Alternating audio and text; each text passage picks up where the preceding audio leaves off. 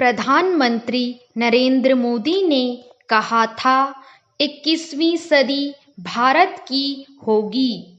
विकास के सभी क्षेत्रों में उनकी इस बात का व्यापक असर पड़ा है। पिछले साल हमने वैश्विक आर्थिक विकास में 7.2% का योगदान दिया है, मगर इस आर्थिक वृद्धि को बनाए रखते हुए एक विकसित देश बनने के लिए जरूरी है कि हम अपने बच्चों को गुणवत्तापूर्ण शिक्षा उपलब्ध कराने पर ध्यान दें। अनुमान है कि 2047 तक दुनिया भर की 20% कामकाजी आबादी भारत से आएगी।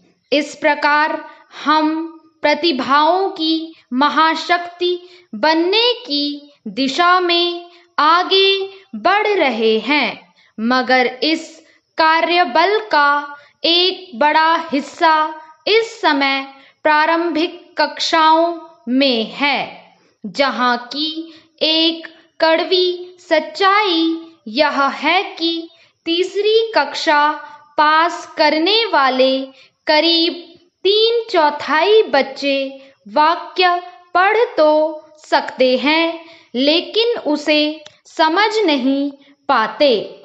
वे गणित के सरल प्रश्नों को भी हल नहीं कर पा रहे हैं।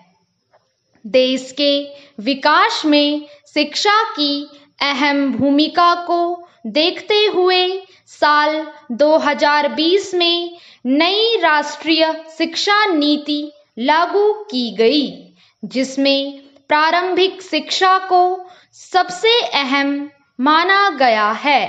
इसे देखते हुए शिक्षा मंत्रालय ने 2021 में भारत के प्रारंभिक शिक्षा मिशन निपुण भारत की शुरुआत की, जो प्रारंभिक कक्षा में पठन पाठन को नए सिरे से परिभाषित करते हुए शिक्षा के संपूर्ण इकोसिस्टम में बदलाव ला रहा है। इसके तहत यह कोशिश की गई है कि सभी बच्चे अर्थ समझते हुए पढ़ना सीखें व गणित के बुनियादी सवाल हल कर सकें। चूंकि निपुण का संकल्प है कि सभी बच्चे सिद्धि के स्तर तक पहुंच सके, इसलिए भारत की शिक्षा प्रणाली को संकल्प से सिद्धि तक शिक्षा के 7 स्वरों पर जोर देना चाहिए। सबसे पहला स्वर है साधन। इसमें हमें बुनियादी बातों से शुरुआत करनी होगी। हमारी स्कूली इमारतें ऐसी हों जहां रोशनी की पूरी व्यवस्था हो, खेल के लिए बड़ा मैदान हो, शौचालय व पानी की अच्छी सुविधा हो। एक बड़ी चुनौती अलग अलग कक्षाओं की जटिल स्थिति को सही तरीके से संभालना भी है।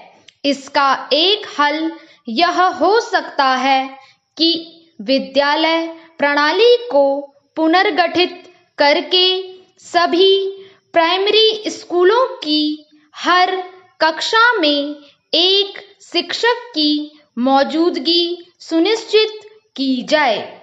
शिक्षकों के पास ऐसी शिक्षण सामग्री भी होनी चाहिए जिसमें बेहतर शिक्षण की रूपरेखा और कार्य योजना के साथ साथ छात्रों की कार्य पुस्तक और मूल्यांकन सामग्री भी शामिल हो।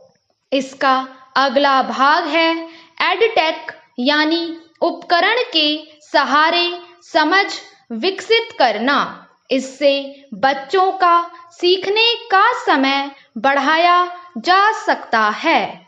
स्टॉप।